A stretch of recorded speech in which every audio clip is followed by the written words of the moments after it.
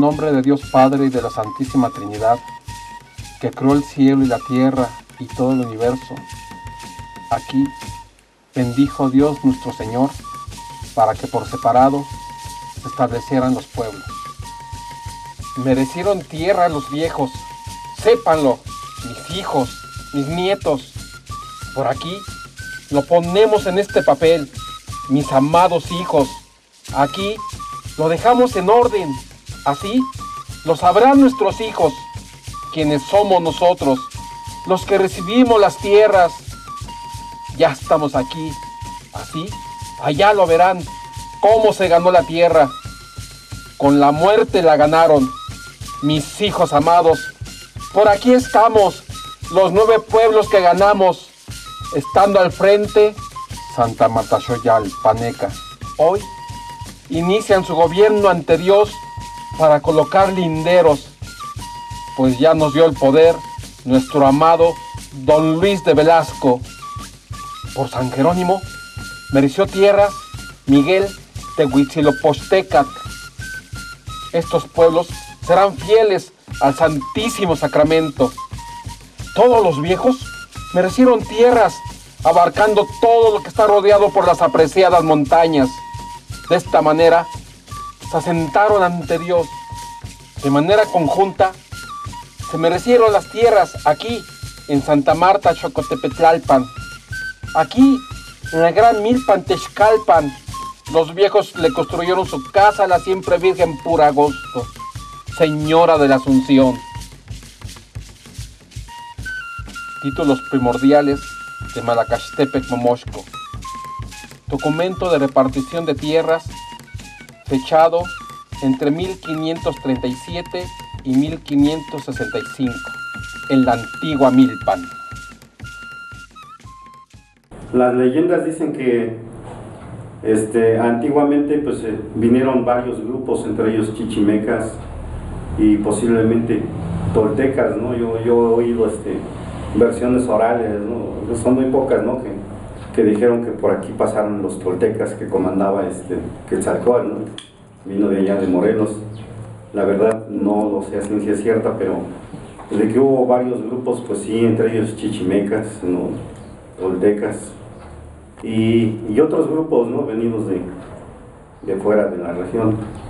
Y pues dicen que originariamente eran pueblos ribereños, ¿no? Que se fundaron a la orilla del gran lago, ¿no? Del lago que se ubicaba allá en el valle, ¿no? En el Valle de México.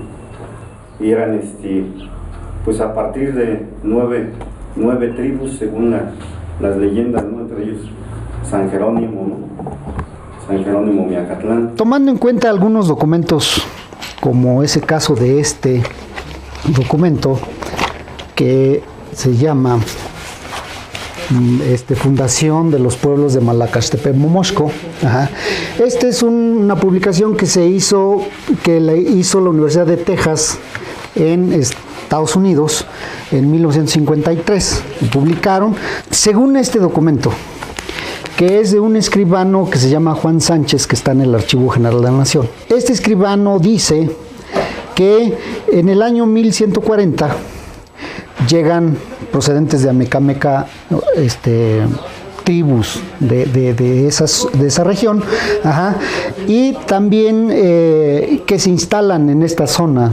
En este mismo documento también se dice, y voy a citar textualmente, que en 1409 llegaron procedentes del norte de Malacaxtepec Momoxco, 7 tribus, o sea, del lago Tenochco, capitaneadas estas por Huitlahuilanque, descendiente de familias nobles, quien dominó a los chichimecas y repoblaron Actopan, Ostotepec, Tlacoyonca, Tlacotenco, Tlanáhuac o Tepenáhuac, Tecoxpan, Miacatlán, Otenco y el barrio La Concepción. Entonces, según esta publicación que estamos viendo nosotros ahorita, se funda Miacatlán hacia el año, digamos, 1409. Por lo general, el grupo documental Tierras, volumen 30 y 32, expediente 3, en la foja 193, que lo vamos a citar, se menciona el año que fueron bautizados los de Miacatlán, ¿no? Ajá. Dice, y entonces dijeron nuestros antepasados, demos gracias a Dios de haber llegado a este tiempo para ser cristianos, y se arrodillaron, y con suspiros y lágrimas de sus ojos se ofrecieron a Dios para vivir quietos y pacíficos en sus lugares. Sucedió esto en el año de 1555 años.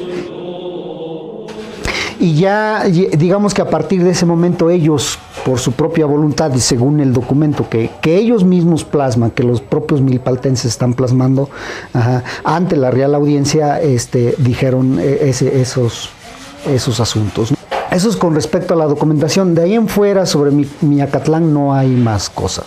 Sabemos que es uno de los 9 pueblos copropietarios de la propiedad territorial de Milpalta. La parte documental del archivo no está catalogada ahí. O sea, tenemos documentos del siglo XVI, siglo XVIII que todavía están en bodega, que no los han catalogado, vamos, que no los han visto desde que los encerraron ahí.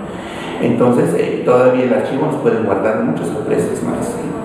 Como todo pueblo de origen agua, San Jerónimo tiene su toponimia y glifo prehispánico. San Jerónimo Miacatlán significa lugar de carrizales, ¿sí?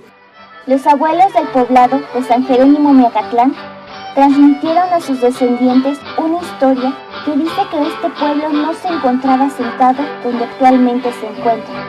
Se dice que se encontraba en el paraje de San Jerónimo Solco.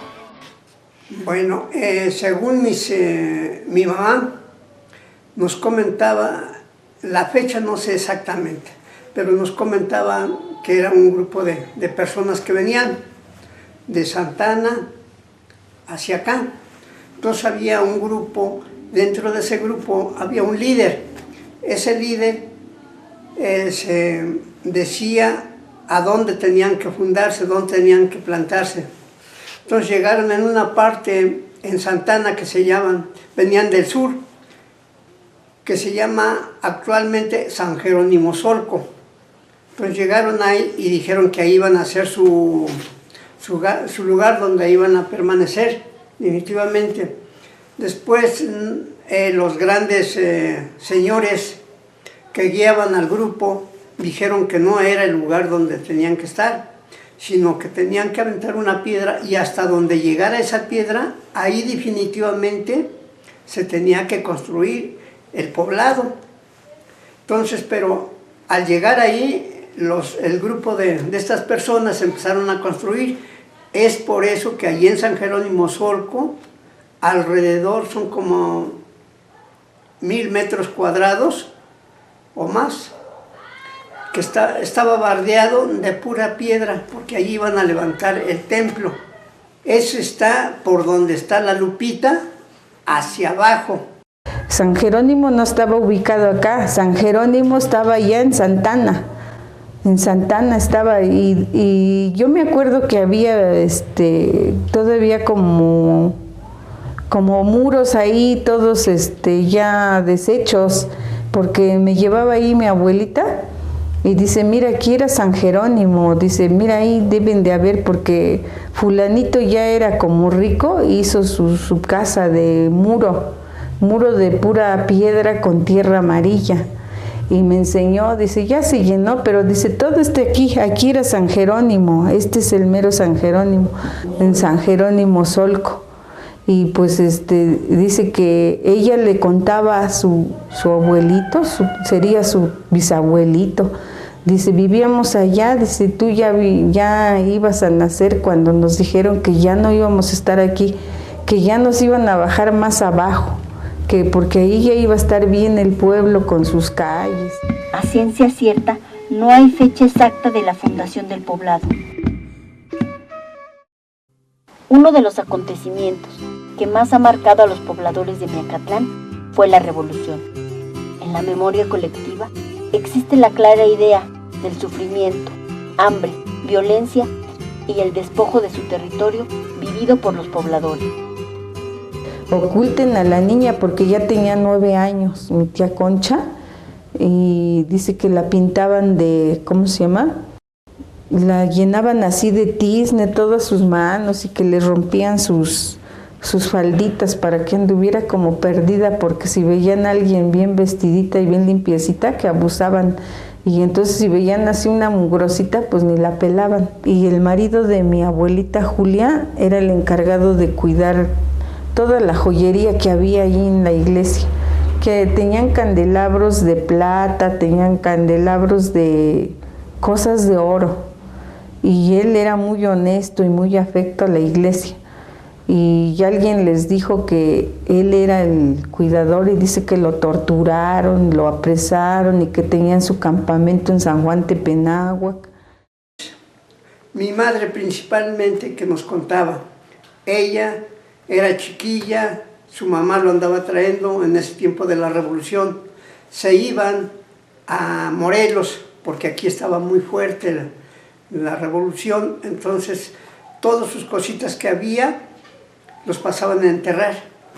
Por ejemplo, mi abuelita, que ella se llama, en el paraje se llama Temalpalco, ahí había una cuevita y empezó a meter todas sus cositas, todos, y toda la gente, era muy poco realmente la gente que vivía en ese tiempo acá. Entonces mi abuelita pasó a dejar todo en la cueva, taparon y se lo llevó a sus hijos. Entonces se fueron a Morelos porque aquí estaba muy duro, y al llegar allá con los hacendados en ese tiempo tenían que trabajar para hacer tortillas, lavar, planchar. Entonces mi mamá pues, estaba muy pequeña y mi abuelita le decía ¿cómo se llama? Pues dentro de tu corpiño métete un poquito de maíz, métete una tortilla para que les llevemos de comer a tu papá, ¿sí? Y a tus hermanos. Entonces mi mamá siempre andaba utilizando su chincuete, su faja, y dentro de la faja, pues bajito la mano, metían el taco, lo que podían, y se los llevaban a sus hijos de mi abuelita. Pero mi abuelita siempre anduvo en la revolución. Pedro Nolasco, un hombre muy grandote, muy formal, también fue revolucionario, por eso es que los andaba jalando por donde quiera. Que él participó en la revolución, ¿sí? Está con su fotografía, su arma y su carrillera, se ve muy impresionante mi abuelo. Entonces ya se habían unido mi mamá y mi papá, tuvieron una cría y se desaparecieron. Entonces mi mamá se fue a vivir en el monte, le digo que se llama Tecampanario. Y mi papá, pues acá aquí andaba con su papá. Y después los llevaron para San José, Los Laureles, a Morelos. Mi abuelo, don Francisco Roa, lo mataron en el monte. O mi abuelo lo mataron en Cincuantronco, los carrancistas. Y mi abuela lo mataron en San José, Los Laureles. Sí, nos contaban mucho de la revolución, nos platicaban llorando porque pues se andaban escondiendo por el cerro, ya se les hacía muy lejos en el cerro, en las cuevas, se metían para protegerse de los zapatistas o carrancistas. Hay un lugar que le dicen Tamazolco, y allí hay una cueva demasiado grande, y allí corría la gente, mucha gente, a esconderse adentro de esa cueva. Entonces decía mi abuelita que mi madre estaba muy chiquita, y como la metieron a fuerza, que habían unos gritos, ahí vienen, porque los carrancistas o zapatistas andaban a puro caballo. Pues tenía mucho miedo la gente y se metían a las cuevas a esconderse. Y que mi madre ahí llore y llore, porque creo se pegó, se testerió ahí en la piedra de la cueva y era natural, tenía que llorar. Y que le gritaban, tápele la boca porque aquí nos van a matar, tápele la boca porque nos van a matar aquí a todos. Se continuó y dice que él en su gabancito traía unos chilacayotitos que se encontró por allá atrás. Y que les dijo, llevo ayotitos. ¿Qué es eso? Esto. Y ya en su gabancito traía. Y ya les enseñó y pues no podía pronunciar el español porque todos hablaban náhuatl. Y mi abuelita iba a juntar nopalitos del cerro y iba caminando hasta Tláhuac para ir a vender sus nopales. Y dice, pero daba miedo porque a toda hora aventaban balazos, Y tenía un hijo enfermo allí de un pie que se metió un clavo en el pie y le cayó gangrena. Y pues ya allí se le murió, allí se acabó. Y cuando mi tío estaba agonizando, le vinieron a avisar de San Antonio Tecómitl. Doña Juanita, vaya usted a ver a su madre que ya la van a sepultar ahorita, pero rápido. Y se sepultó en San Antonio Tecómitl. Cuando llegó mi abuelita, ya su mamá ya la habían enredado en un petatito viejo y ya la estaban bajando a la fosa, ya para sepultarla, porque lo tenían que hacer rápido, escondidas, porque los carrancistas andaban listos ya para matarlos. Decía mi suegra, allí formaron a todos los hombres. Dice, y yo estaba abrazando a mi hijo, el mayor, estaba chiquito, dice, lo estaba yo abrazando. Cuando llegó un fulanito de los carrancistas, que dijo, ande vieja tal para cual, sáquese de aquí con todo y su criatura, dice, ya estaban fusilando a todos los señores. Dice, no, allí hubo un fusilamiento, pero la sangre corría todo ese camino iba lleno de sangre, de tanto fusilamiento que hubo. Dice, yo y tu suegro estábamos formados ya para que nos fusilaran, pero como yo estaba abrazando a mi bebé, el mayorcito, dice, llegó allí un fulano, sáquese vieja tal para cual, váyase por aquí, escápese, ándele que no está viendo lo que está pasando. Dice, en eso ya escapé a tu suegro, ya nos venimos los dos y ahí veníamos a escondernos porque ya los demás los mataron allí todos. Y allí como pencas tiradas, todos allí muertos ya. Y la sangre como río corrió allí, dice, ese famoso Chapitel, hasta la bajada de enfrente de la parroquia. Y mi suegro se llamó Francisco Rojas. Y mi suegra se llamó Paula Alvarado. Mi papá, él nació en 1912. Allí en la casa donde él vivía, allí vivían mis abuelos. Fue en su nacimiento, hasta la fecha está la ventana. Entonces llegaron los carrancistas y tiraron la ventana. Mero cuando estaba allí dando ahora sí que de mamar a la criatura, y cayó tendido la puerta y abajo quedó la cama. Ahí lo agarraron como cuartel del gobierno de carrancista. Entonces, y ahí fue, como estaba grande el corral, ahí metieron todo. Correo Mayor y esquina Bolívar. Pues dilató bastante tiempo por el hecho de que ya caminaba, dice que mi papá ya caminaba, y ya ahora sí que los carrancistas le ponían las cananas cruzadas y pues le ayudaban con el arma. Y mi abuelo nunca se metió, ahora sí que ni con los carrancistas ni con los zapatistas. Un personaje legendario y controversial de San Jerónimo Miacatlán fue el señor Pánfilo Cabello, el general Ayate. Sí, él es originario de acá, anduvo en lo de la revolución y siempre andaba con su ayatito. Por eso es que le llamaron general Ayate. Entonces, para ponerse un ayate hay que saber ponérselo, ¿sí? Entonces aquí en forma de X estaba, y atrás era como capa, ¿sí? Con ese se cubrían, y sí lo conocimos, todavía viven sus familiares, Exactamente, sí, por eso le digo que murió en la calle. El señor quedó en la pobreza.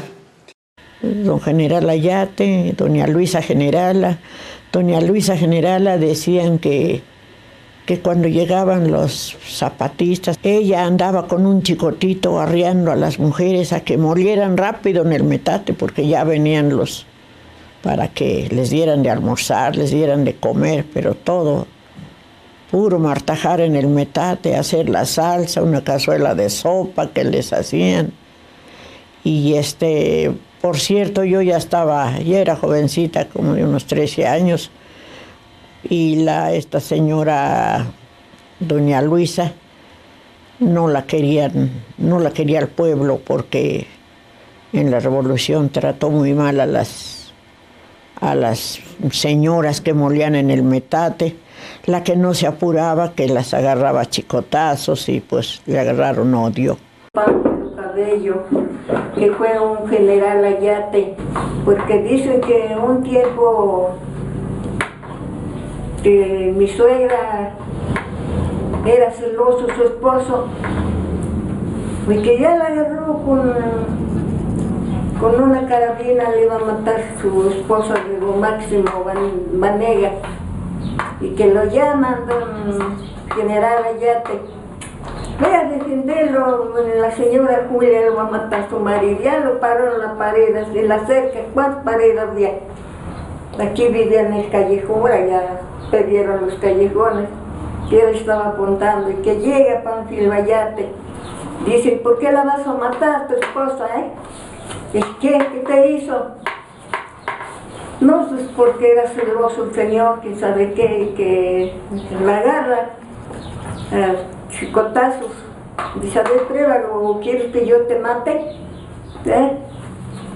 Pues la dejó, pero era bueno, era malo y era bueno, Yo creo que aquí hay que pensar que todo hombre que anduvo en la revolución, pues no tenía el carácter afable, ¿no? Y fueron ascendiendo precisamente por el carácter que tenían ellos, un carácter fuerte. El que mandar a un personaje como él como general, pues no iba a andar acariciando a la gente. Saberla tratar, que es otra cosa, y saber ordenar, porque estábamos en revolución.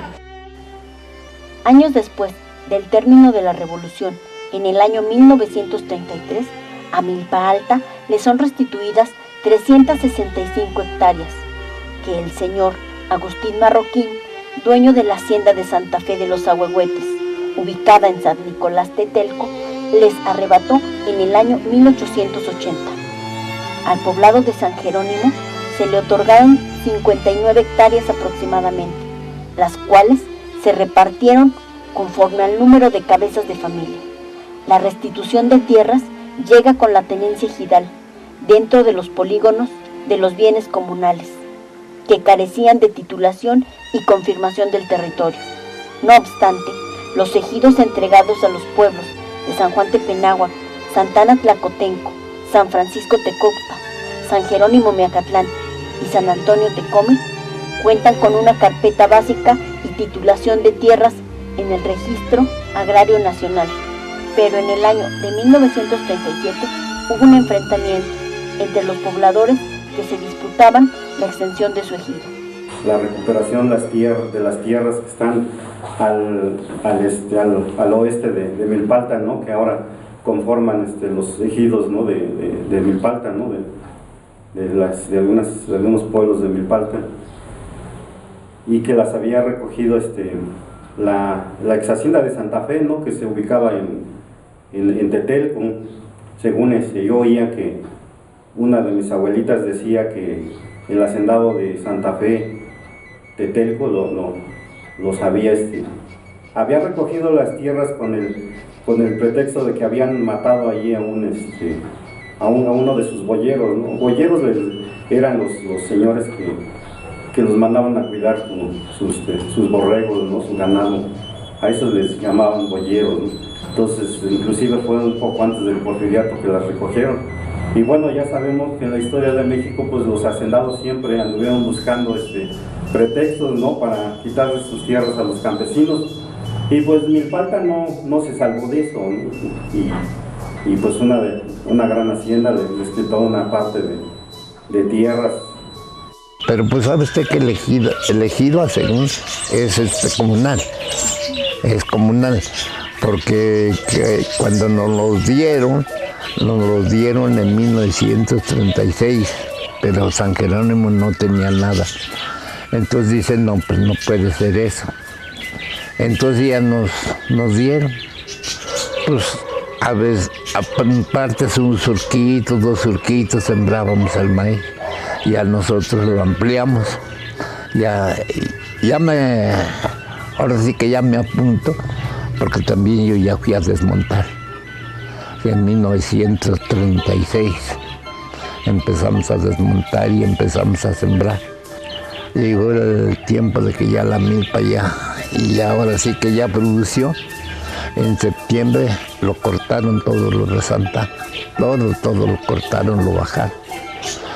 Entonces ya se juntaron San Jerónimo y San Juan, que no era posible que ellos trabajaran y ellos cosechando. Se armó el zafarrancho en 1937 y ya empezaron así a unirse y dijeron que pues no era posible eso. Y cosecharon en el 35 y 36. Para el 37 se armó un zafarrancho. Sí, pues de aquí salió muerto un señor que se llamaba Luis Silva, el hermano de don Gregorio Silva. No hace mucho murió, pero su hermano lo mataron en ese zafarrancho. Entonces allá era donde se formaron niños, el niño perdido, el de acá bajo la callecita. Ahí es donde se formaron las ambulancias, para que llevaron la gente, muertos y heridos. Entonces, pues sí, estuvo duro ese, crítico tuvo eso. Sí, mi mamacita linda, le marcaron aquí así, mire, lo iban a regollar con una hoz. Zafarrancho se hizo, le dice a Coctepec. Nosotros, un papacito, pues yo estaba ahí. Yo por esa razón no llegué a la escuela. Me decía mi papacito, ahora hijo, vámonos a desmontar para que siembremos más maicito. Entonces empezó a sembrar el maicito, lava, frijol. Algunas personas sembraban papa. Pero mire usted, unas mazocatas que se daban. Y como pues, se iba desmontando y se iba sembrando, pues producía mucho. El ejido era parte de la comunidad, era parte del territorio, ¿no? En la colonia, antes de la revolución, en la colonia, pues los hacendados habían tomado una parte que era de los 5 ejidos de Milpalta, ¿no? Y ya con el triunfo de la revolución, pues varios movimientos de 1910 hasta los 40, Milpalta lo estuvo peleando que se integrara lo que los hacendados nos habían arrebatado. Entonces digo, el ejido regresa, bueno, esa parte de la comunidad regresa ya no en forma de propiedad comunal, sino regresa ya como ejido. Pero en sí son 59 hectáreas. Mi papá me platicó de que antes de que esto fuera ejidal, de que era hacienda del hacendado de Tetelco, que está ahí. Posteriormente hicieron trámites, y ya les asignaron que eran ejidales. Primeramente los de San Francisco no quisieron entrar para tomar parte. Entonces entraron San Jerónimo, San Juan Tepenagua y Santana. Todo esto donde estamos lo tenía Santana. San Jerónimo al principio entró por allá por el llano, pero después empezaron a hacer trámite los de San Francisco y ya los recorrieron para acá. Los de Santana pues pensaron que les estaban quitando, por eso En 1937 hubo un zafarrancho porque los de Santa Ana pues no querían dejar los terrenos de aquí. Uno de los que participaron en ese zafarrancho fue el señor Luis Silva Mesa, Gregorio Silva, otro que se llamaba Isaac Montaño, Ladislao Flores, Florencio Castañeda. Cada día venían a cuidar para hacer, porque era en tiempo de que ya había elotes en septiembre. Entonces esa vez les tocó venir las personas que les mencioné. Entonces subiendo todo de este lado, estando en los linderos de San Juan Tepenagua, que actualmente es, ya vinieron los de Santa Ana, todo lo que es el cerro se venía que venían bajando todos. Quisieron hablar los 3 primeros que llegaron con ellos para decirles. Ladislao Flores fue uno de los que lo golpearon y se cayó. Florencio Castañeda igual. El señor Luis Silva pues estuvo defendiendo con su misma arma, pero le llegó uno por detrás y le rompió la yugular. Eso nos contaba mi abuelita, dice que ella estaba desesperada porque no le avisó y decía, estaba espantada por su hijo porque tenía 12 años. Y entonces ya fueron y dice que él, como era un niño, lo mandaron a subirse en un árbol porque el mero pleito estaba allá en medio de... Dice, súbete y nos dices qué está pasando, que se subió hasta arriba del árbol. Dice, no, pues es que ahí se están peleando, pero dice, nos dices cuando no, pues es que ya se calmó. Actualmente, el ejido de San Jerónimo Miacatlán es uno de los más cuidados. Cada 3 años cambia su mesa directiva. Es el único que tiene vigilancia permanente. Además, se realizan proyectos colectivos.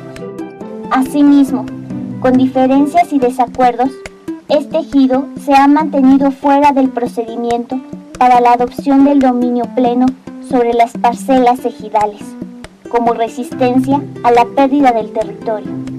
Además de ser el primer ejido que tuvo una mujer como comisaria ejidal. Guapilcintli, cintli, meslio, quichpilcintli, cintli, tonal, tlaxcalchipahuac, pampiltliltzin, mosentilianguantla, totona. De los 5 ejidos, Miacatlán es uno de los que siempre ha conservado la seguridad, primeramente. Y esto surge a raíz de que son pavimentados los caminos de penetración, hay como conexión con los ejidos de San Francisco, cuando se hacen se empiezan a asfaltar y se hacen la comunicación de ejido a ejido. En aquel entonces no habían lo que ahora se le llama plumas o casetas, era tránsito libre, y veíamos porque yo lo llegué a ver, gente extraña que pasaba por ahí, camiones de mudanzas, camiones que venden muebles, patrullas, carros desconocidos. Vimos que iban a tirar por las noches pedacería de autopartes. A raíz de eso nos empezamos a organizar y con el apoyo del gobierno se hacen casetas. Se hacen casetas en los 5 ejidos, en coordinación con los comisarios ejidales. Posteriormente se ven la posibilidad de que hubiera un apoyo económico para los que están cuidando casetas. Y fue un trabajo muy arduo el de mi hijo. Él se involucró mucho en eso. Y paramos el parcelamiento. Logramos que no se parcelara. Pues a pesar de todo, ¿no? No ha sido fácil, ha sido complicado, pero ahora digo que fue bonito. Fue bonito porque yo jamás me imaginé haber meterme en eso. Eso es para los hombres. No es cierto. No es cierto. Tenemos que luchar para que a la mujer se nos tome en cuenta.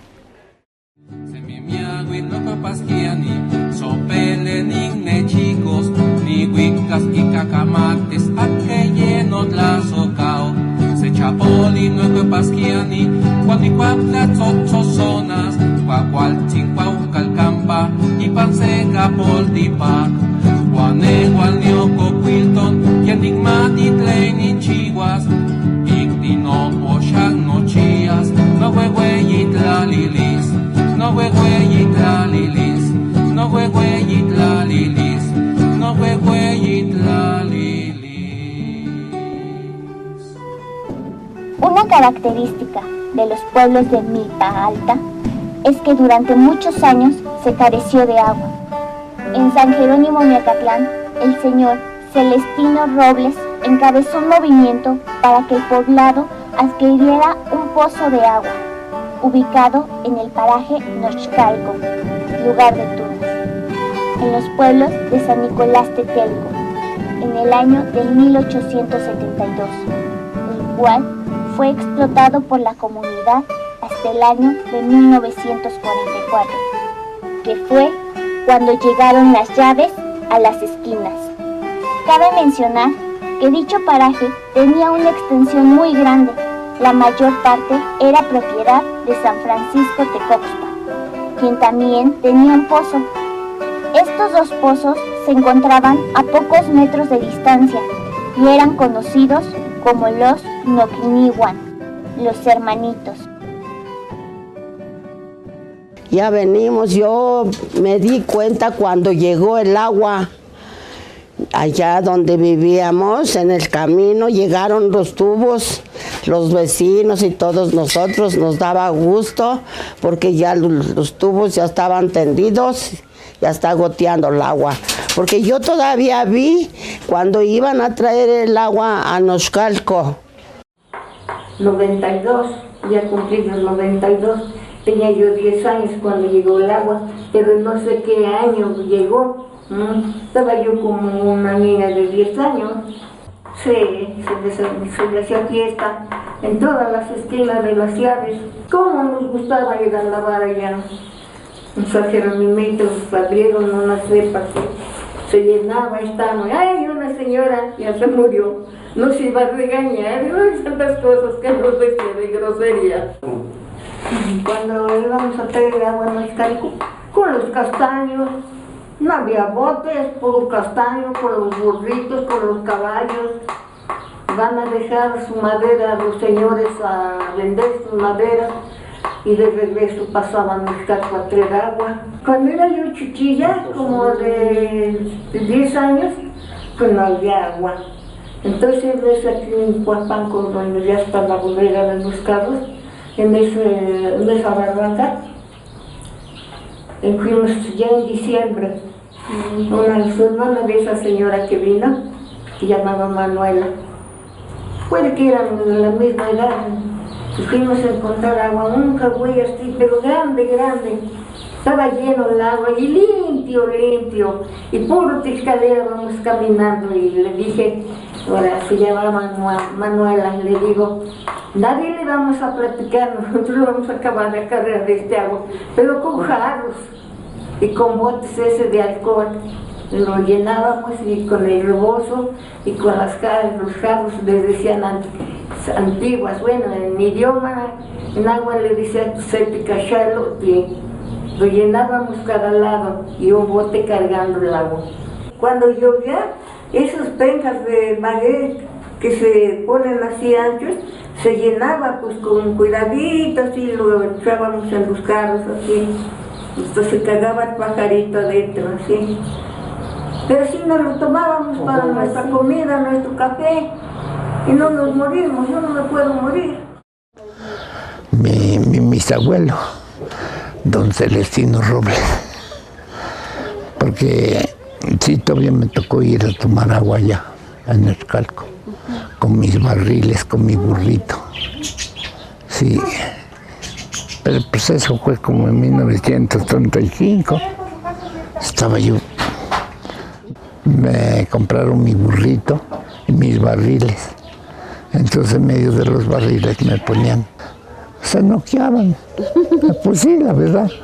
Uno que porque ya agarró, el otro porque no. Pero el que agarraba, porque madrugaba. Sí, porque se jalaba el agua con un burrito. Sí, está hondo, está profundo el pozo. El pozo. Sí, y le amarraban el bote y lo echaban a caminar el burro, para que lo jalaba. A 1800 y pico, ¿no? Cuando se adquiere este predio del Noxcalco. Todo ese tiempo hasta principios de los 30 o de los 34, cuando llega el agua aquí a Milpalta, se siguió surtiendo de ese manantial. No nomás San Jerónimo, varios pueblos de aquí de Milpalta llegaron a surtirse de ese pozo. Después de que Milpalta o el agua llega de Monte Alegre aquí a Milpalta, pues se abandonó. ¿Qué se puede decir? Pues del 34, 35 se abandona ese predio. Se dejó abandonado, ¿no? Bien a principios de los 80, un familiar mío tiene sus terrenos por allá, se dio cuenta que el terreno, lo que pertenecía a San Jerónimo, ya estaba bardeado, todo bardeado, la de San Francisco y la de San Jerónimo. Entonces pues ya el pueblo se organizó para tratarlo de rescatar. Inclusive la gente llegó pues, con palas, picos y barretas para abrir una parte del bardeado. Muchos de los compañeros, pues, casos de un compadre, Francisco, y en ese tiempo el subdelegado, que en ese tiempo se llamaba subdelegado de los pueblos, tenían orden de aprehensión, y Francisco pues, fue el que se fue a la cárcel por defender ese predio, ¿no? Afortunadamente se ganó con el supuesto dueño que lo había comprado. Pues nosotros como comisión le dijimos, ¿no?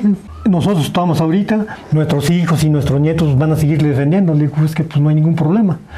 Y viendo las circunstancias, habló con la comisión. Y quiero llegar a un acuerdo con ustedes. Se los compremos ya directamente el terreno. Entonces se llegó a un acuerdo, se compró el terreno y se llegó a una solución feliz. Pues mira, la situación es que efectivamente todavía nos cuentan, ¿no? Cómo iban las gentes de mi pueblo de San Jerónimo a traer agua hasta Noxcalco, porque era la única agua potable que podían tomar. Había agua de las barrancas que venía del monte y se estancaba y también acumulaban esa agua. Pero la gente también aguardaba agua con las pencas de nopal cuando llovía, las almacenaba, pero la que permanentemente tenían para beber era la de Noxcalco. Y en Noxcalco había dos pozos, una que era de San Francisco y otra de San Jerónimo Miacatlán. Después de que llega el agua potable a las casas, pues ya se abandona el predio y la gente pues ya poco recordaban de Noxcalco, porque ya no había necesidad de ir hasta allá. Y entonces cuando nos enteramos que alguien vendió y no nos informan a los pueblos, bueno, primero tomamos el predio y el pozo porque sabíamos que era nuestro. Y además el predio del pozo es muy chiquito, eran unos 300 metros y San Francisco donde tenía casi 1 hectárea de terreno en ese predio. Y nos pagaron más a nosotros que a San Francisco. Con eso que nos pagaron del predio compramos para el terreno para lo que hoy es la secundaria Noxcalco. Bueno, hasta la gente que no le interesaba no lo va a poder olvidar porque todo el mundo participó o se enteró. Perforaron 2 pozos. Yo todavía logré ver los pozos de niño. Le decían los habitantes de mi pueblo como los pozos cuatitos. Todavía logré ver también una pileta. Me dicen que había muchas piedras donde lavaba la gente. Es decir, que la gente de San Juan Tepenagua, de San Jerónimo, de San Francisco y de Otenco bajaban a Tecomil por agua. Decían que a lo lejos que se veía, pero una extensión blanca de ropa. ¿Cuál fue después el significado tan grande que le da San Jerónimo? Que cuando tuvieron la suerte ya de tener su propia secundaria, le vuelven otra vez a revivir el nombre de Noxcalco. Y me decía una vez un amigo, ¿no?, de los que anduvieron ahí como fundadores, me dice, es que por muchos años Noxcalco fue fuente de vida al proporcionarnos agua, y que ahora nuestra escuela lleva el nombre de Noxcalco porque ahora es la fuente del conocimiento.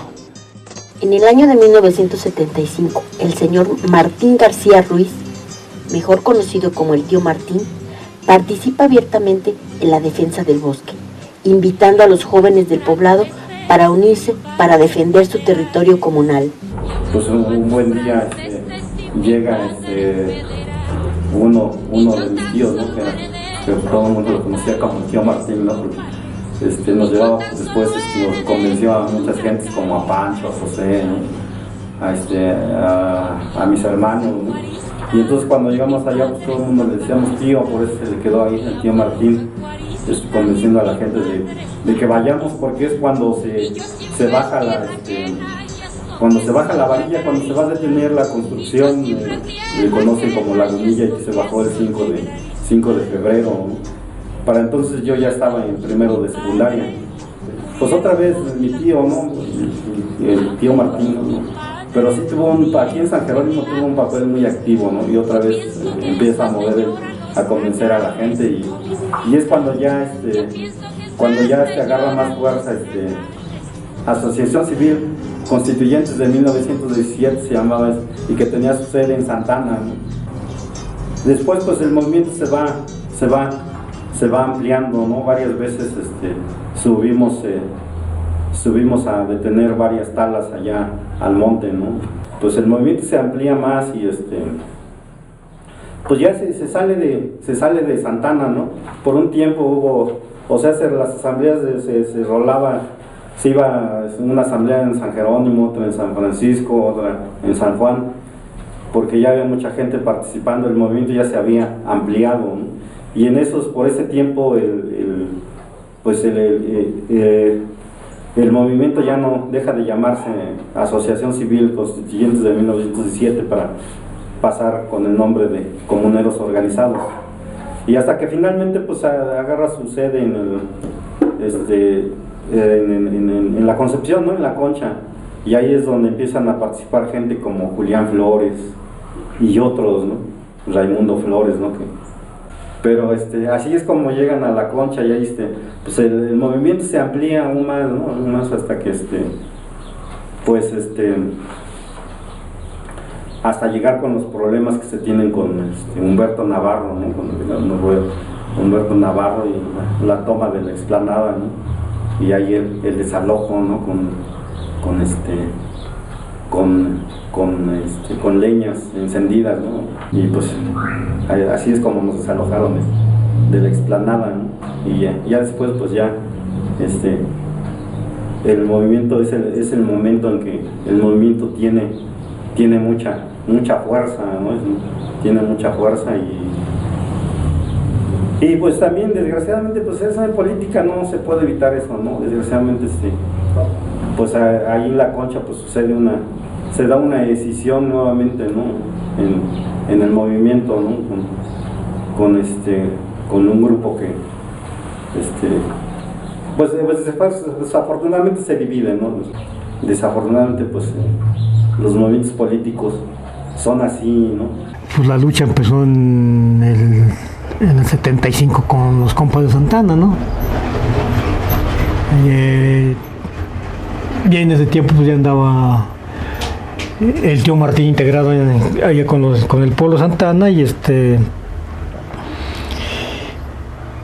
a partir del 76 la lucha de esa lucha, pues el tío Martín, que muchos lo conocen, pues nos invitó, ¿no?, a participar ahí con él. Él decía, no, pues ustedes que están un poco preparados, tienen poco estudio, vénganse, vamos a la lucha. Bueno, el tío Martín fue una persona muy activa, siempre buscando pues hacer algo por su comunidad. Lo conocí cuando él estuvo en la lucha de la defensa de Milpalta, cuando le querían quitar las tierras de aquí de Pelagatos. Y cuando la gente subió a bajar la varilla, a parar las obras que se pretendían hacer dentro del territorio de Milpalta. Y siempre él anduvo era de los que encabezaban San Jerónimo, y muy participativo, siempre andaba, toda su vida se la pasó buscando qué hacer para beneficiar a su comunidad. Después del triunfo del movimiento comunal y la elección de nuevas autoridades agrarias, los jóvenes de Miacatlán se integraron a una cooperativa de zapatos, derivada de un oficio que era muy común en el poblado: maquila de balones de fútbol. Allá en el centro había señores que hacían balones y ellos los mandaban de maquila aquí a San Jerónimo. Unían, les llamaban, parece que gajos. Sí, eran los gajos. Sí. Entonces ya cuando estaba planchado los cortaban, también había moldes. Y igual ya se cortaba, ya no los mandaba. Ya nomás los subíamos, los cosíamos y los hacíamos. Bueno, teníamos una lesna, un prensador. Un prensador de madera y alesnas, pinzas, cáñamo. Soy zapatero, ese es mi oficio. Bueno, aprendimos allá por finales de los 50, 60, cosíamos balones aquí en San Jerónimo, muchos se dedicaban al balón. Y de ahí unos compañeros emigraron a la ciudad y entonces ya esos compañeros nos invitaron a trabajar en el ramo del zapato. En este caso se cosía el zapato. Bueno, de los balones, pues, de hecho se inició en este caso mi papá, ¿no? Él fue a principios de los 40. Y ahí pues varios de su generación aprendieron balones, a hacer balones. Y muchos se fueron a maquilar a varios talleres. Y de ahí, pues digo, de esa migración de los baloneros, pues ahí surgió la etapa del zapato. Ellos, como sabían coser a mano, aprendieron a hacer balones. Había una fábrica que se llamaba Pinedo Deportes, debe ser por Portales la dirección. Y la gente hizo balones, sabía hacer balones, iban ahí a Pinedo Deportes a entregar sus balones, y como era la misma forma de coser el balón y los zapatos también cosidos a mano, y era más rentable hacer zapatos que balones, por un balón te pagaban 6 pesos, por un par de zapatos, no, por un balón 12 pesos, por un par de zapatos 6, pero podías hacerte 10 pares de zapatos y un balón en todo el día. Entonces convino más que la gente empezara a hacer zapatos cosidos a mano, que ese fue el origen de hacer zapatos en San Jerónimo. Ahí Concho Montaño, nosotros, el otro Lupe Montaño, de los que hicieron su taller en Tepito, de los que hicimos el taller en Tepito, porque todo lo que se necesitaba para el zapato estaba en Tepito. Y ahí yo tenía el taller en Libertad 138, ahí entre Jesús Carranza y Peralvillo. En una vecindad teníamos el taller, y muchos de los de Milpalta hicimos los talleres en esa zona de Tepito, entre Jesús Carranza y Peralvillo. Ahí había todo el material para hacer zapatos, peleterías, trabajadores que hacían zapatos, fundamentalmente de Guanajuato y de Guadalajara, los trabajadores, que eran los que sabían hacer zapatos. Nosotros no sabíamos, aprendimos, los de Milpalta. La cooperativa nace a partir de que hubo un tiempo así, un auge del cooperativismo, pero decíamos, si nosotros, los de Milpalta, vamos a la ciudad y trabajamos para patrones diferentes, para hacer zapatos, pues ¿por qué no vivimos de eso nosotros? Y organizamos una cooperativa, Cualicajli, se llamaba la cooperativa en náhuatl, Buen Zapato. Y Y funcionó, creo que funcionó, capacitamos a compañeros, mucha gente vivió de eso, se hicieron talleres ya, digamos, particulares, y por eso te digo, la San Jerónimo, ahorita ya no hay tanto, pero en su tiempo mucha gente sabía que en San Jerónimo se hacía zapatos, y no éramos ni de Guanajuato ni Guadalajara, éramos de Miacatlán, de Milpalta, y la gente apreciaba esa parte. Hoy, la gente adulta de Miacatlán recuerda los parajes de los nombres en náhuatl, los juegos que en las calles terrosas y empedradas se llevaban a cabo por los niños y niñas. Recuerdan dónde estaba ubicado el viejo molino, cómo llegó la luz, el agua, la vieja primaria, y cómo se realizaban las festividades y tradiciones de su pueblo, como los baños en temazcal, la fiesta de Día de Muertos, las peregrinaciones, la música que se escuchaba y las danzas tradicionales. Mi papá sembraba maíz, frijol, habita y luego la boca del monte, la papa. Y nosotros ayudar a mi mamá a hacer la comida, a martajar, a hacer tortillas. Y cuando Dios quiere que nos los quitan mi papá, pues se fue. Pues más nos puso mi mamá a trabajar, a tejer, a hacer fajas para ir a vender, para tener que comer. Porque cuando estaba mi papá, se iba mi papá con los animales, llevaba las cosas y mi mamá se iba en carro y allá se encontraban, caminando de aquí a Milpalta, caminando, digo yo, aquí ni por dónde va a entrar el carro, no hay carro. El 7 de noviembre es cuando llegó el agua. La fiesta perera, en cada banco de la llave le hacían la fiesta. Las personas que estábamos aquí, pues no había ni a dónde trabajar. Lo poco que tenían en sus casas, sembraban a los terrenos y lo cuidaban la cosecha. Ya viene la cosecha, a todas partes había maíz, 5 lotes de maíz, frijol. Se fue enseñando a la música y formó su orquesta, una orquesta que se llamaba Pepe Flores, y buscó compañeros de acá mismo, de otros lugares, pues más o menos como unos 12, el señor Luz Martínez, el señor Valentín Reyes, el señor Ángel Flores, otro señor no recuerdo. Pues tocaban música clásica,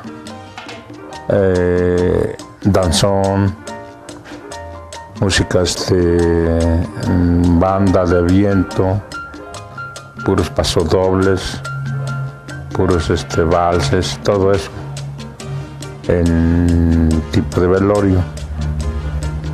Ya en fiestas, por decir, 15 años, bodas, todo eso, pues el danzón. Y trabajó mucho. Yo cuando crecí, que yo me acuerdo, tenía yo mis 10 años, 12 años, algo así. Me llevaba, iba con él, con mi papá, y tenía muchísimo trabajo.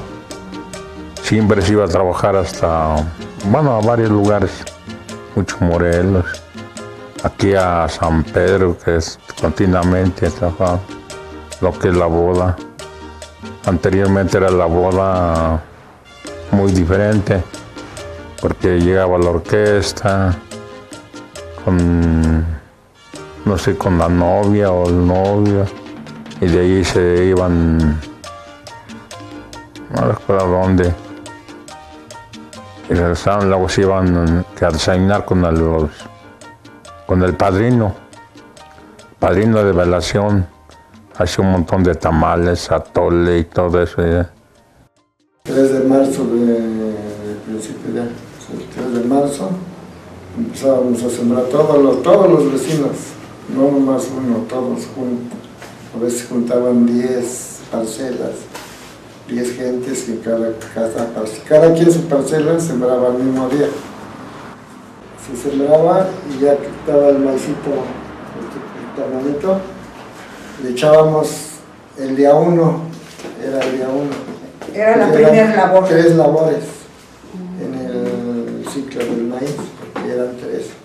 O sea, nosotros nos enseñaron a echar el día 1, que se le echaba tantita tierra. Ya crecía, se le echaba el día 2, otro poquito de tierra. Ya cuando estaba grande, ya para espigar, se le echaba el montón ya para que no lo tirara al aire el maíz. Y la esposa se encargaba de llevar el almuerzo a los peones para que almorzaran en el campo. Se llevaba, les llamaban, había unas ollas que tenían su asa y su tapa, que les llamaban xoxorpantlis, y ahí era donde llevaban el frijol, los frijoles nopales. Donde había para guisado, pues guisado, carnita, pero de no, pues unos frijolitos, y una salsa y tortillas, eso sí, hechas a mano. Y eso, llevaban los platos de barro, llevaban las tortillas en los chiquihuites, que los llamaban, y los cargaba en la espalda, con el rebozo, y en la mano llevaba la olla de los frijoles. Lo que pasa es que en 1957, sí me acuerdo yo, llegó gente de la Secretaría de Educación a buscar gente aquí en San Jerónimo para que se fueran a trabajar porque no había gente trabajando. Entonces entraron mucha gente aquí, y a la parada de San Francisco, allí pasaba el camión en un palco al centro, a la Candelaria. La Candelaria llegaba allí, estaba la parada de las líneas. Y había dos rutas. De primera y de segunda. El de primera estaba en la Candelaria y el de primera estaba en San Jerónimo y el Correo Mayor. Jugaba con pedazos de ladrillo y como que hacía un polvo, como un metatito, ¿no? Hacía al tabique y con otro pedazo del mismo tabique, pues hacía yo un polvo y supuestamente eso era el que yo hacía el pipián, porque yo veía que mi mamá hacía el pipián y ella lo molía, pues yo veía que molía el guajillo, el clavo, la pimienta, canela, el comino, y que ella sí lo molía en el metate, ¿no? Y entonces yo veía que salía color anaranjado, ¿no? Entonces yo un día descubrí que con el tabique pues salía el polvo anaranjado. Y pues la selva, yo tengo en mi memoria que era de que se cooperaba y pedían, se encargaban las personas, ¿no? Había personas como ahora también, ¿no? Se encargan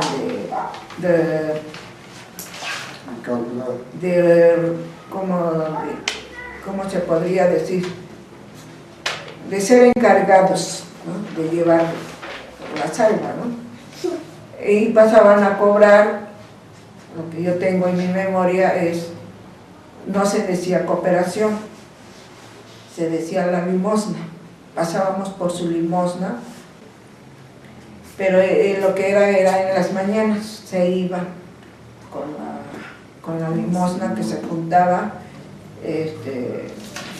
se compraba la flor y los cohetes, y eso era de que se llevaba la promesa, se le llama. Yo nomás tengo recuerdo de una vez que me llevó mi abuelita, que fue al barrio de la Luz, también igual, fue en la mañana, amaneciendo, y ahí recuerdo muy bien que nos dieron atole y cocoles.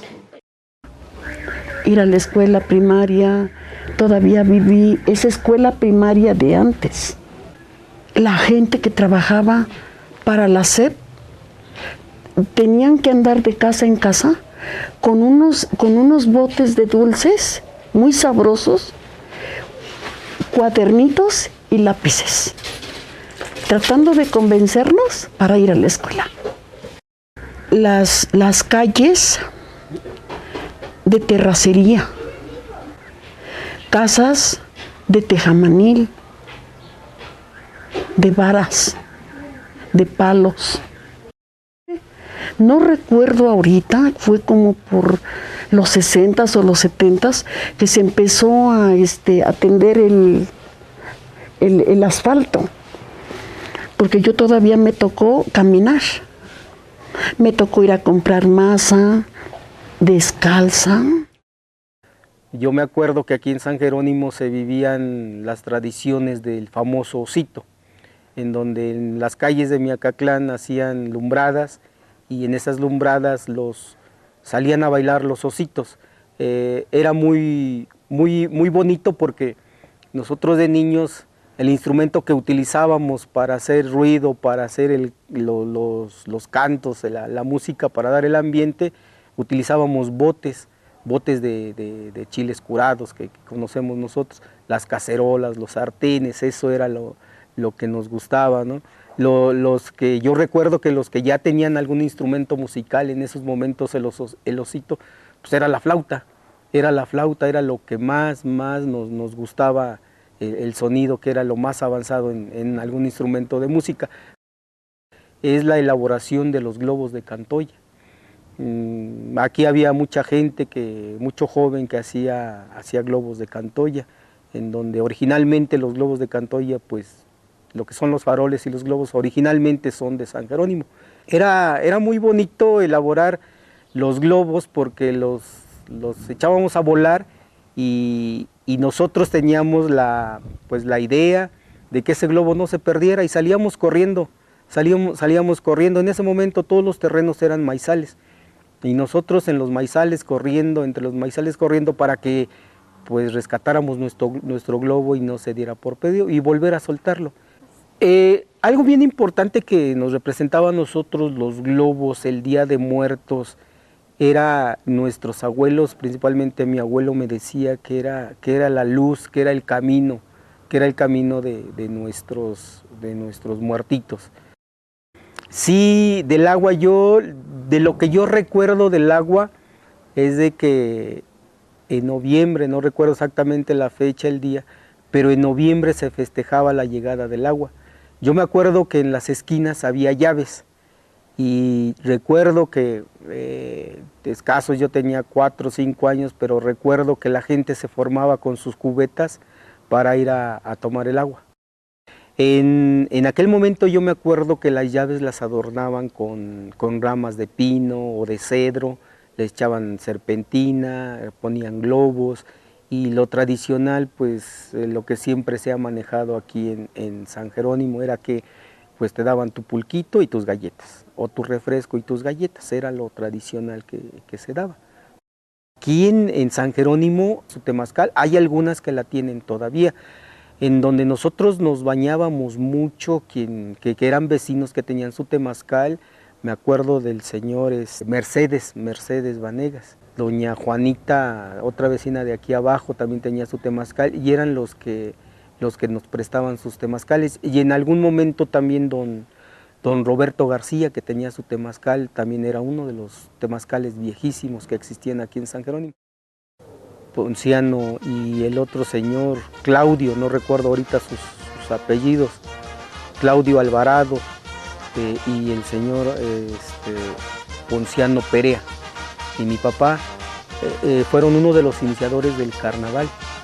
Yo recuerdo que allí a un costado de la iglesia, lo que es la coordinación, ahí hacían el carnaval, los hombres se disfrazaban de mujeres, se disfrazaban lo que era de clachiquero, se disfrazaban también del osito, 2 o 3 personas se ponían igual como platicábamos el osito y otra persona lo va jalando al osito. Una de esas tradiciones es la mayor, es a Chalma. Incluso dicen que San Jerónimo fue el segundo poblado que fue a Chalma o que va a Chalma. Y mi padre también en algún momento me platicaba que iban caminando, pero no como ahora. Antes llevaban su comida en mulas, en animales, sus alimentos, y se llevaban sus cosas para acampar o para sobrevivir en el monte. Ahora ya está muy sofisticado. San Jerónimo se caracteriza por tener 6 peregrinaciones, ¿no? Lo que conocemos también como la muchachada.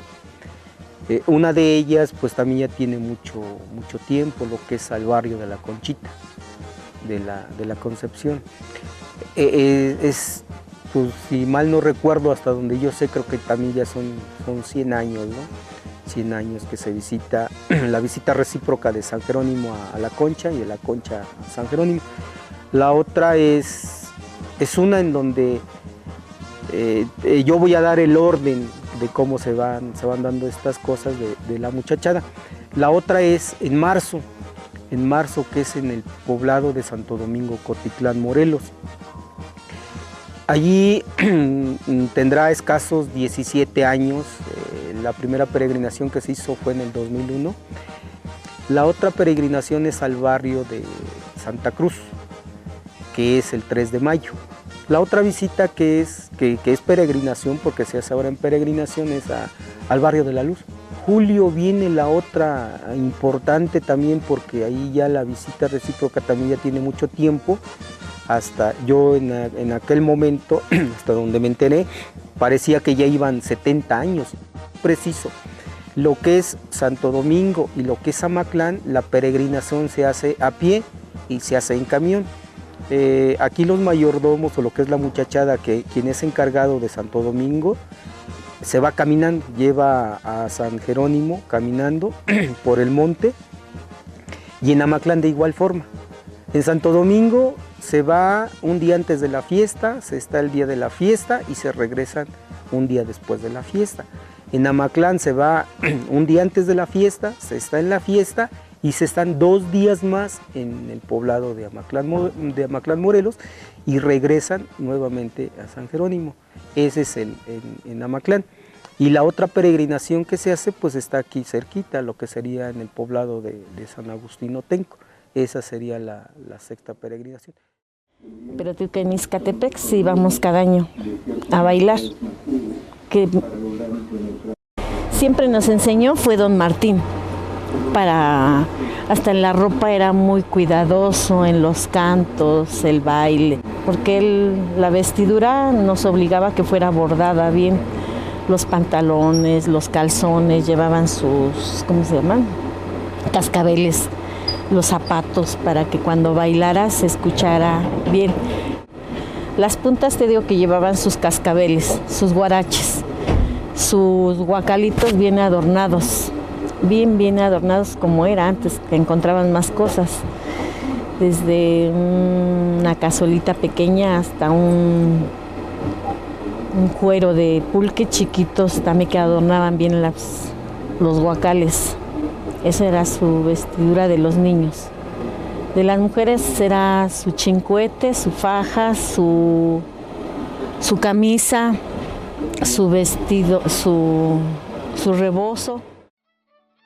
Azcatitzinti, jajaja, tisera manasque, jajaja, y clautzincotoclazón, masti, jajaja. Azcatitzinti, jajaja, tisera manasque, jajaja, y clautzincotoclazón, masti, jajaja. De este lado, lo que es la zona de Tlacomulco, quizás sí de la iglesia hacia allá una cuadra, la que consideramos el paraje Tlacomulco. Y hacia arriba, pues lo que es nada más Avenida España y unas callecitas, la siguiente que es Valladolid. Ahí habían unas casillas y ya más para allá pues eran milpas. Y hacia abajo, pues la parte de lo que vendría siendo Calle del Sol, hasta ahí nada más eran. Prácticamente eran 4 manzanas en lo que era la comunidad, de lo que yo tengo uso de razón, todas de tierra, unas que otras empedradas, pero ya en mal estado, y angostas. Hablamos de la calle Colonia Roma, una calle angosta que posteriormente el doctor Aureliano cedió a la comunidad parte de lo que es su terreno, y es por eso que tenemos una calle amplia de lo que es Correo Mayor hacia el poniente. La escuela Sierra Leona se le da el nombre de esa, bueno, porque yo lo que he escuchado es que San Jerónimo, que fue que tradujo la Biblia, se podría decir que del hebreo al griego o al latín, su zona, su origen, o donde habitó él, fue en Sierra Leona, allá en África. Y es por eso que el pueblo de aquí, de esta comunidad, le pone San Jerónimo, y en la escuela, como está en conjunto, le ponen Sierra Leona.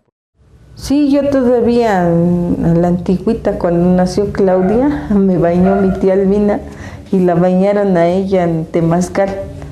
Mi tía era especialista en bañar bebés y en bañar las mexicas. Pues ella se encargaba de prender el temazcal y de limpiarlo bien, de que estuviera limpio el temazcal. Ya hacían el rito del temazcal, que prendían la cera, ponían el saumerio, y ahí no sé qué palabras decía mi tía, y ya entraba la que se iba a bañar. Se metía primero mi tía y ya la esperaba adentro la mixique, la recién parida, no, se decía la mixique. Y hacían los ramitos de pirul, y eso los calentaban así en la bóveda del temazcal, y ya les hacían el masaje con la hierba calientita, que se siente bien rico. Y ahí ella se los ponía así, se acostaba, y aquí sobre de ella el bebé, y con una mano nomás decía: prepárenme una manojito de hierba. Y los niños casi siempre no lloraban, les gustaba.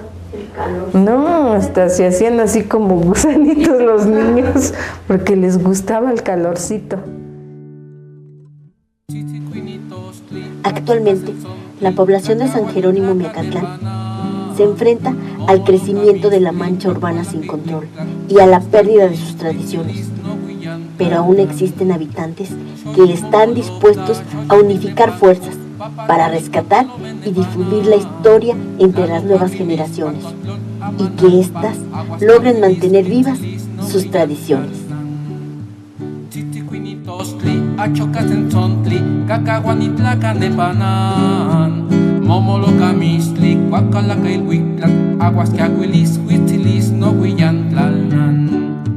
Xochi momoloca, xochi miltepanco, papatlani papalomenepanan, tlalopaquilis, patotlol, amanalpa, aguas que aguilis, huisilis, no huillantlalnan. Aguas que aguilis, huisilis, no huillantlalnan. Aguas que aguilis, huisilis, no huillantlalnan. Aguas que aguilis, huisilis, no huillantlalnan.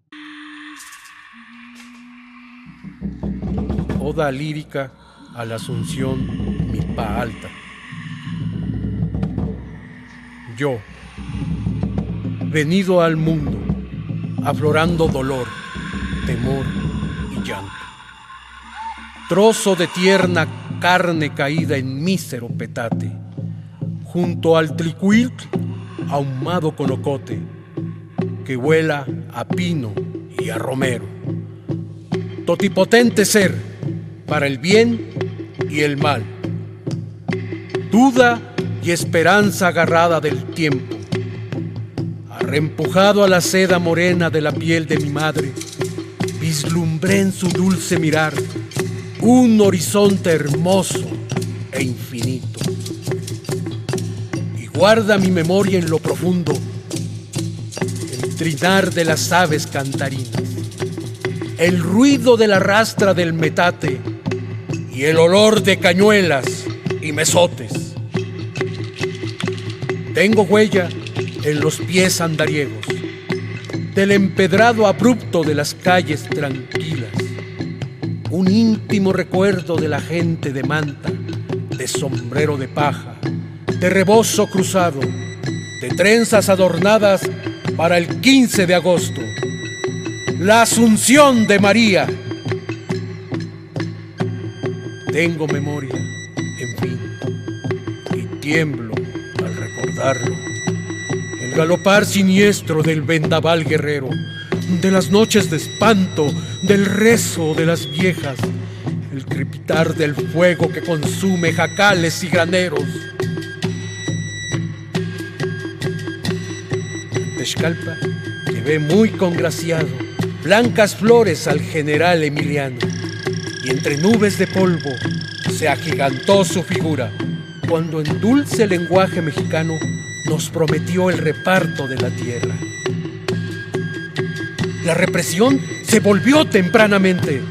Tardes después, como perros sarnosos, en caravanas de hambre, con las cabezas gachas y macilentos niños en los brazos, abandonamos todo. Nos dejaron sin padres, sin hermanos, sin techos, sin granos, sin esperanzas. La ciudad se convirtió en la boca del lobo. Devoró a los nostálgicos, pobres y enfermizos, y a la indiada curtida la hundió en oscuros rincones de saúrdas prestadas. Limpió retretes y boleó botines del Catrín. Mendigó un pan por su trabajo, deambula incierto, gime, reclama y reza. Y al final se traga desesperanzado el tiempo. Mes luminoso de junio, 1920. Regresamos, hermanos, regresamos a casa. La Asunción nos espera, la Asunción de María. Quiero escuchar las campanas centenarias y adormecer mi alma lacerada con la vista inefable de tus verdes paisajes. Heme aquí, llorando de amargura y desengaño, de aquel tropel de gente bien amada, del hermano, del primo y el compadre, que huyeron ante la loca furia de las balas. No quedan sino algunos que te tienden la mano. La sangre negra del asfalto invadió tu santuario. El cristal y el concreto reemplazan la carretera.